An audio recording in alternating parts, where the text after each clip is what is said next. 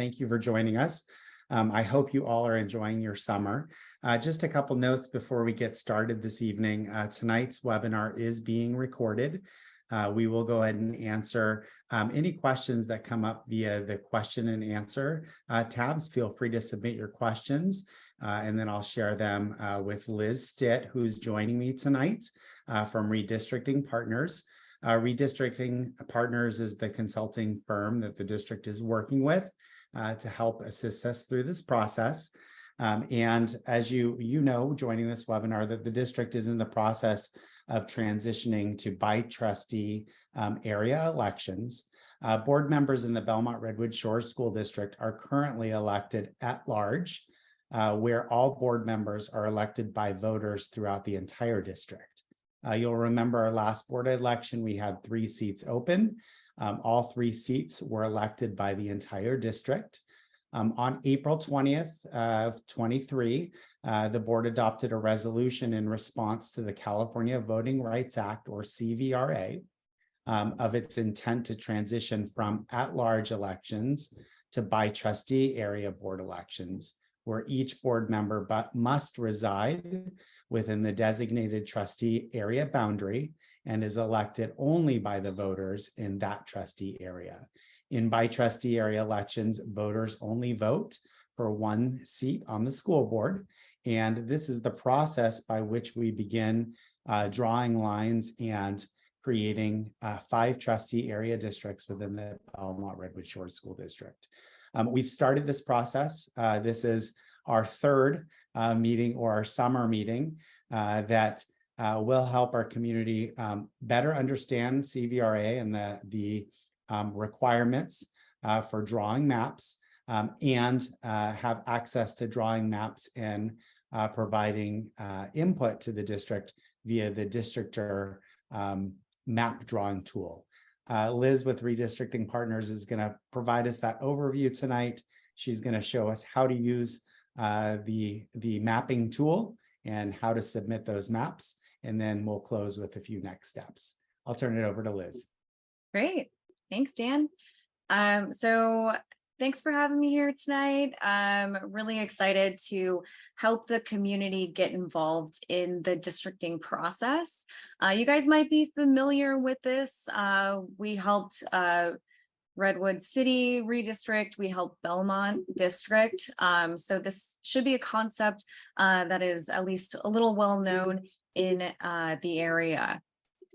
So tonight, what we're going to talk about are the basics in districting and how you can get involved as well. So we'll go over exactly what it means, what the traditional redistricting principles are that we use when drawing boundaries, what are communities of interest, how it's relevant here. We'll get into Districtor. It's the program that allows everyday residents to draw their own maps and submit it, which has been incredibly helpful. And then we'll get into the census population for the district and the public hearing schedule. Because this is online, I'm going to ask that people hold their questions to the end, but I am happy to answer any questions you have about the districting process. It could be a little confusing, which is why we're here to help. We really do want the public to participate and be engaged in this. So first, are you saying something, Dan? Yes, Liz, I just want to add that I did place the link to the presentation in the chat so that everybody on the call has access to it. That's right. And you definitely have the ability to go back, look at these notes when you are drawing your own maps, and you can always go back and watch a recording of this video as well. And that's all on the website, which I'll get to at the end. So districting, really at the heart of what that means is it's just moving the election system from at-large to districts. So as Dan said, instead of voting for all board members, you will be voting for one that represents your area. So it really impacts 2 things. It's who's eligible to run for office. They must live in that trustee area, and then who's eligible to vote for that person. They, again, must live in that trustee area. So let's get into the redistricting and districting principles. These have been used throughout the country in redistrictings. It's also been cemented into state law under the Fair Maps Act. And while school districts aren't obligated to use the Fair Maps Act, we do think that it is the best practice in a way that keeps everything transparent and fair. So the first criteria that we use when drawing is each trustee area has to be relatively equal in size. And that is in reference to the census data population. Some folks have asked if we can redistrict based on voters or on citizens, and the Supreme Court has struck those questions down each time. So really what we're looking at is the total population as given to us by the U.S. Census Bureau. And when we're talking about what is relatively equal, we want to make sure that the total deviation, so how different each trustee area is from each other, that number needs to be under 10%. So that's what we're looking for when we're discussing total deviation. Then we want to make sure that each trustee area is contiguous. This might be a new word for you. I know I certainly never said it before I got into redistricting. It essentially just means that the trustee area is one whole piece, and we're not going from one part of the district to the other and calling it, District 1. There are also different types of contiguity. So there's literal contiguity and functional, both relevant in redistrictings and districtings. So literal just means that, like I said, it's one whole piece and we're not hopping around. But functional means that you can actually travel within the area without having to leave it. So if there is, for example, a train that splits the area, that wouldn't necessarily be functionally contiguous. And I want to give you some examples of contiguity. So this is a city, and you'll see that District D is not technically contiguous. That upper right portion up here is actually split off from the rest of D. So that would technically not be contiguous. And then here is an example of the railroad going through a certain area. This highlighted section is actually a railroad that cuts through the city. And because of that, that was used as a natural barrier to ensure that the map is functionally contiguous. And we'll get to maintain communities of interest in a moment. I want to emphasize how important that part is. So we'll be spending the next few moments talking about that. But the next criteria on this list is the lines should be easy to identify and they're understandable, really trying to follow natural and man-made boundaries. So something like that railroad, or oftentimes rivers, mountains are often used as natural boundaries as well. And then, of course, keep districts compact. Here's an example of a city that we helped to redistrict. On the left was when it was first districted, and then on the right is when we redistricted it. You can tell that it's much more compact.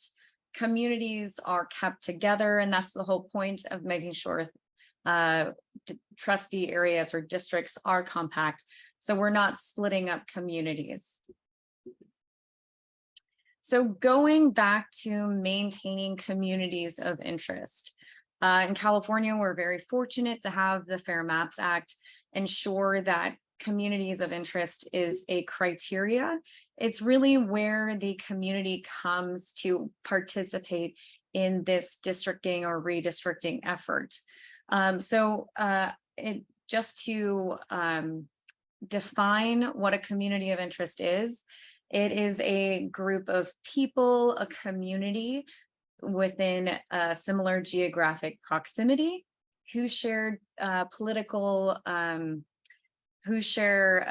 policy interests and would benefit from being districted together. And so one of the ways we like to think about communities of interest is they really are the building blocks of trustee areas or districts. And that's to ensure that we're not splitting up people's voices. They have the ability to go to the voting polls and have their voices heard, or they have the ability to advocate for themselves in an effective way. So really what we're trying to do is avoid splitting communities of interest when possible. And this is sort of a subjective and open-ended definition, but it's really supposed to be open-ended just to ensure that we are including as many people as possible. And there are exceptions to this, which I'll get into in a second. But usually I like to say, if you can make the argument that your community is a community of interest, then it probably is. And of course, the Federal Voting Rights Act does acknowledge certain communities of interest in a way to protect them. So Latinos, Asians, and African Americans are referred to as protected classes. But I want to make sure that we all are aware that race cannot be the predominant factor when drawing trustee areas, unless it's a Section 2 noncompliance issue with the Federal Voting Rights Act. So I like to share this slide just to show folks how inclusive communities of interest are. So it goes well beyond your neighborhood.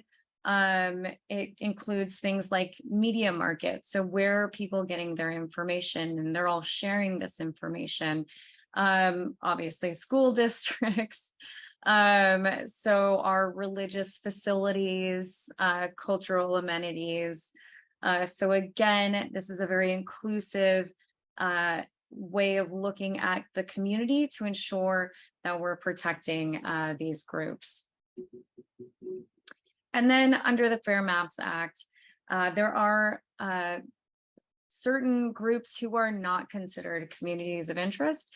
And it's really there to ensure that we're prioritizing the public and not political gains. So these folks aren't considered communities of interest, so political party affiliation, incumbents, and political candidates.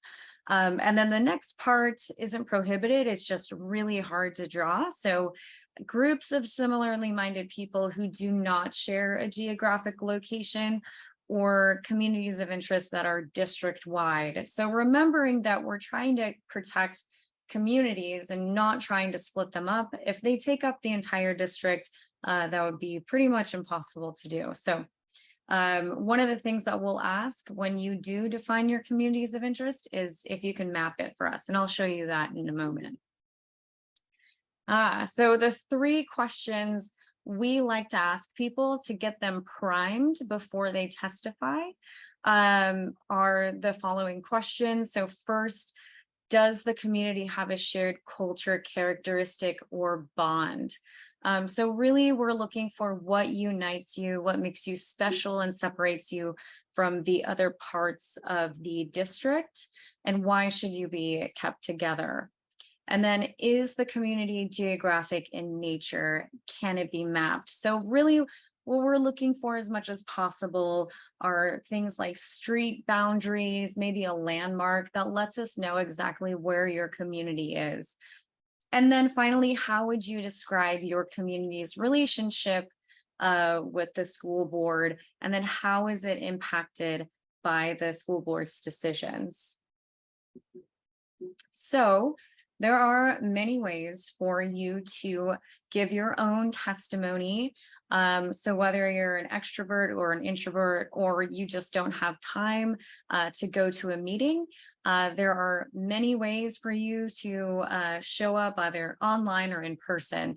So of course you can give verbal testimony. You can give testimony today, or at future meetings where the school board members will hear directly from you at these meetings. And the schedule is posted online. It's also at the end of this presentation. You can also give written testimony. So there's a Google Doc form on the website. And the website does have a specific CVRA by trustee area option. So you just click on that, and everything in that website, that's where you're going to find all the information about districting for the district. And of course, you can email the district as well. So feedback at brssd.org.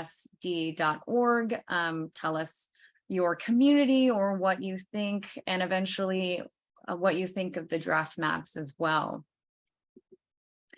And then, of course, one of the coolest aspects about helping the public get involved in districting is teaching them how to draw their own maps. So at the end of this presentation, I'll get into how to use Districtor. This is a fabulous program created by researchers at Tufts University who wanted to provide a way for everyday people to participate in their local redistricting process.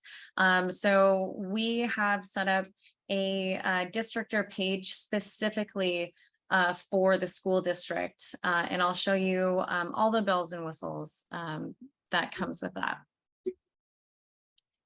And then the other thing that I'm going to go through really quickly is the school district census data itself. So all of this information will be available to you, and every single draft map, you'll be able to see all of this information. So you'll get the breakdown of the census data, and remembering the census data is what we use to balance the trustee areas. And then the citizen voting age population data is what we use to ensure that we're following the requirements of the Federal Voting Rights Act. So you'll always get those two different data sets for each map you see. They both serve different purposes, but both very important in the districting process. And then here's another breakdown. And then finally, here's the public hearing schedule. So we had our first two meetings. These are the two pre-map meetings. And now we're having our community outreach meeting to get input from the public and educate them on the process, and hopefully get some maps from the public as well. The next meeting will occur after school starts. So once people come back after the summer holiday, we'll kick back into the swing of things for districting and provide at least 3 draft maps. And then in October, the board will select some of the maps that they like and make changes to the maps to get it to a place where they feel comfortable voting on it. And of course, the public is encouraged to participate every step of the way. You are more than welcome to continue to submit maps up into November. So with that, that is the end of my presentation. I'm happy to take questions, and then I'll get into how to use Districtor. Great, thank you, Liz. Just to note, as Liz was talking, I did place links to the district website, to the form that you can provide general feedback on process side of mapping, and also the link to the Districtor website that Liz is going to show us how to use here in a minute, as well as the presentation tonight. If you are watching this after the webinar, because we are recording it, all of those links will be available on the district website next to this video. Liz, I don't see any questions in the chat right now. If you want to maybe just go ahead and jump into the Districtor app. And if anybody has any questions as we're talking, please add them to the Q&A, and I will ask them to Liz as they come up for you. Perfect. Okay. So here is the Districtor website. You should have access to it on the district's website. But if you want to go to districtr.org/tag/BRSSD, that will get you here. So it gives a synopsis of what is districting, what the rules are that I just went through. And then it'll give you two options for drawing. One, you'll be able to draw 5 trustee areas, and then the other one, you'll be able to draw your own community of interest. So there are 2 different types of maps that we're looking for here. And then here's the public gallery, which I'll get into in a second. That's where all of the maps are saved and are considered public testimony. So let's start off with drawing a community of interest. So I clicked on that orangey red button, and it takes us directly to the district. You can see the outline of it. And when you click down, you can move the map around. When you scroll in with your mouse, or you can press this button, it zooms in. So you can get closer, and the closer you get, the more defined the map gets. So then you can start seeing certain landmarks. The roads are more defined when you zoom in. So I'm going to zoom out. And then there are certain buttons up here that help you draw. So you have the hand button that helps you move the map. This brush button does exactly what you think it does when you hold it down. That's how you start brushing. So I'm just holding down the mouse and it's filling in those census blocks. And you can change the size of the brush. So if you want to draw a whole bunch at the same time, you have that option to do that. And you'll notice that it doesn't go beyond the district boundaries as well. So it's all contained to just the district. And if you want to erase any of what you just drew, just like the brush, you just hold down and you can change the size of it. So it could be really large or really small. So for example, if you want to just erase one census block, you can do that. And then this magnifying glass just allows you to see in that census block what the demographic is made up of. So when we're drawing, you'll see that you can name the community. So let's just say East Side. And then this is where you're going to describe it in this describe this community section. So as I mentioned in the presentation, when you are preparing to give testimony, we're really looking for how your community is unique, what sets you apart, and how is it impacted by the school board and the decisions that are being made. Of course, you can draw as many communities of interest that are relevant to you as you would like. So it could go on forever. And all you have to do is just click, just like I did with the blue one. Just hold down and click, and you can draw communities of interest. They can overlap too. And you'll just name it and then describe why. And then important places, I think, are really helpful. So if you do want to pinpoint perhaps your local park, your local school that you go to, or that your kids go to, that might be really helpful for us to understand more about your community. Parks are often very much referenced during districting or redistricting happenings, processes. So I'm scrolling in, this is taking a while. Okay, so let's tag this park. So if we want to name Twin Pines Park a special place or an important place, we just hit this, pinpoint it, and then we name it here. So local park, why is it important? This is where your children and their friends play. It's right next to a community care park area.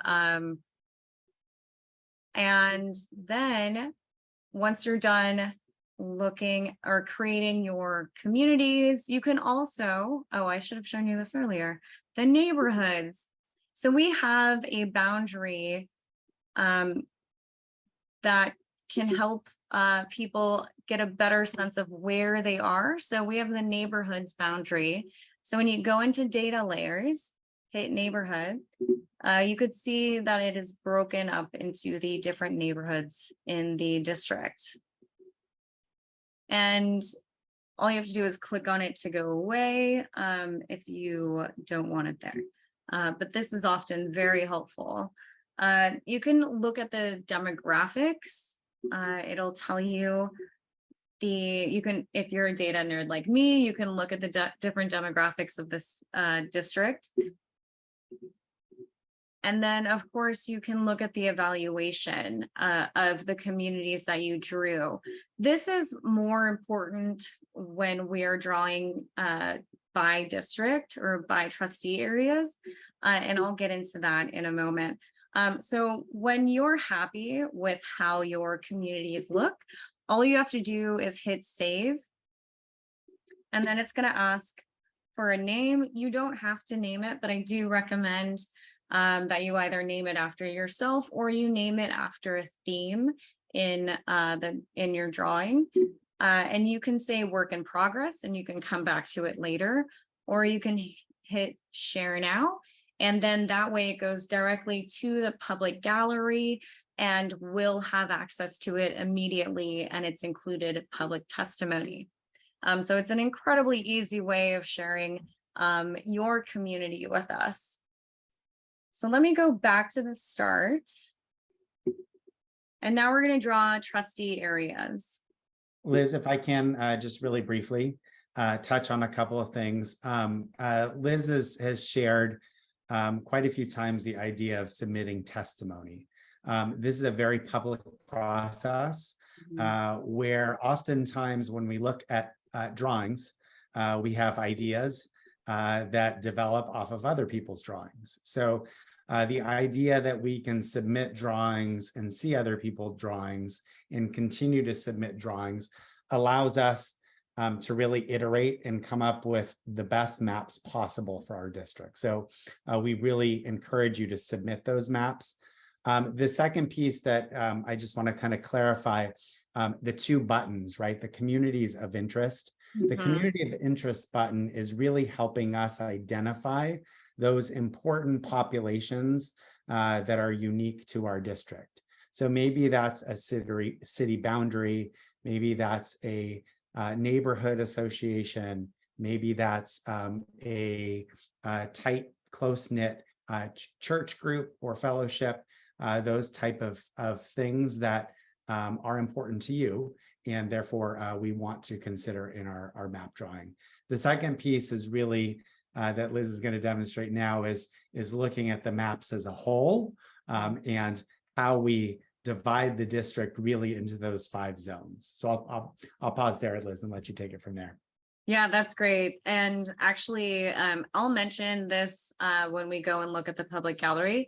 But if there's a map that you really like, but you want, just a little tweak to it, you can take somebody's map and then make it your own. While they still have that map available, you can create your own map off of somebody else's work. So Dan's right. This really is an iterative process, as districting should be. So you're going to see that now it's way less colorful because you will be drawing colorful trustee areas. So they took the color out, but the buttons are the same. So it's still the hand brush eraser and the magnifying glass. And now we're looking at the population data. So remember, the very first criteria that we have for districting is each trustee area needs to be relatively equal in size. So now this is the most important thing when we're drawing.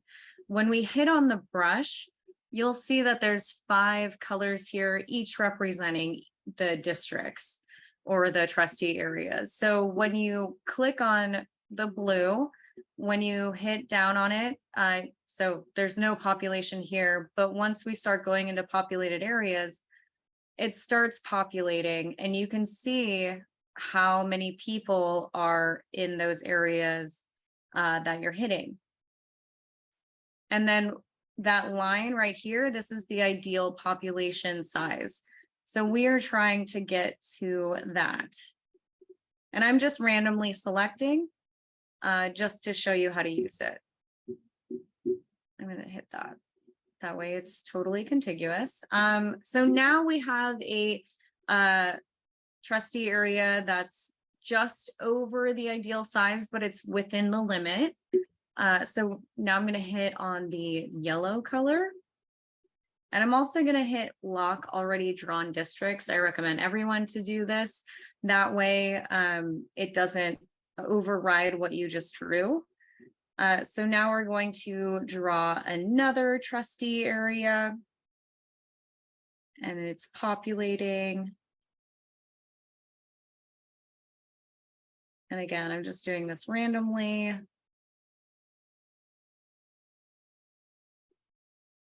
And now we're over, but it's still within that 10% deviation.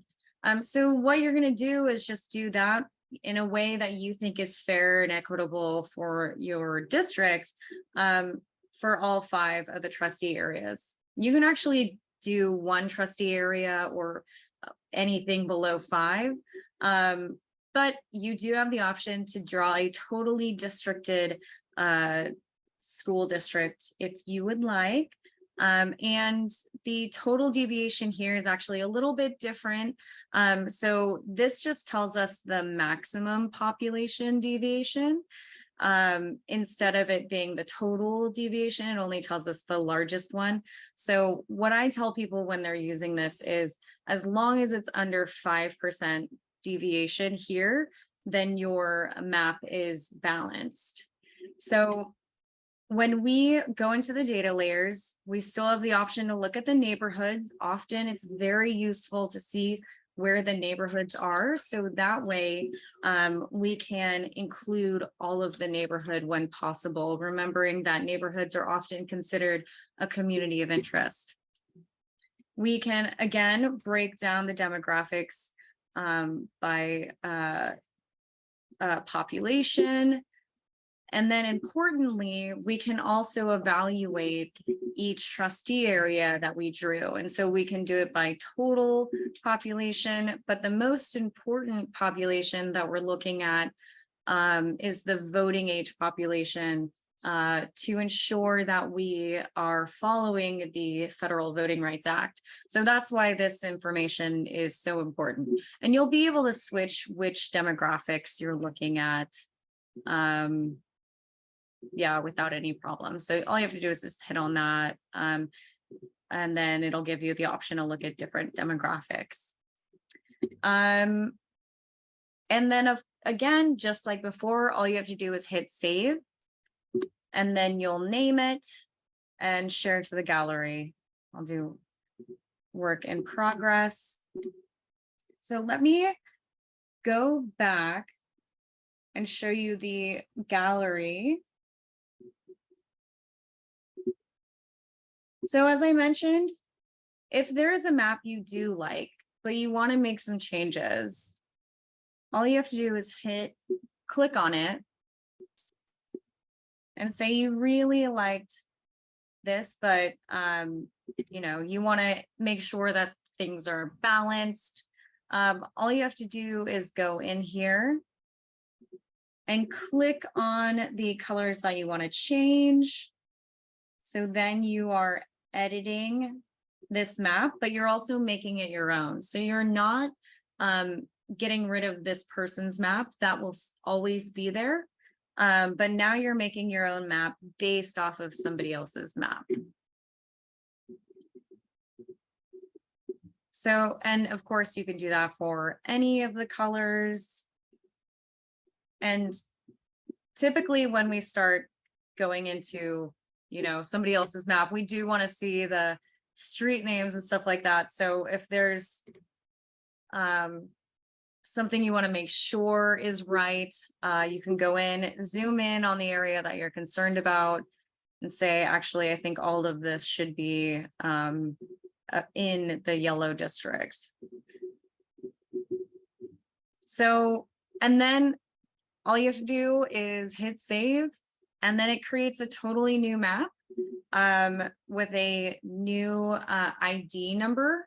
So even if you don't name your map, it will have its own unique ID number, which is how we're able to track it throughout the process. And then you just hit share to the gallery, and that will be a new map. So that's how you use Districtor. I hope that it's pretty easy to use, but if you have any questions, obviously you can ask questions now, or if you're watching this online at a later date, you're always allowed to come to future public meetings and ask questions there, or shoot us emails. We're happy to help in the drawing process.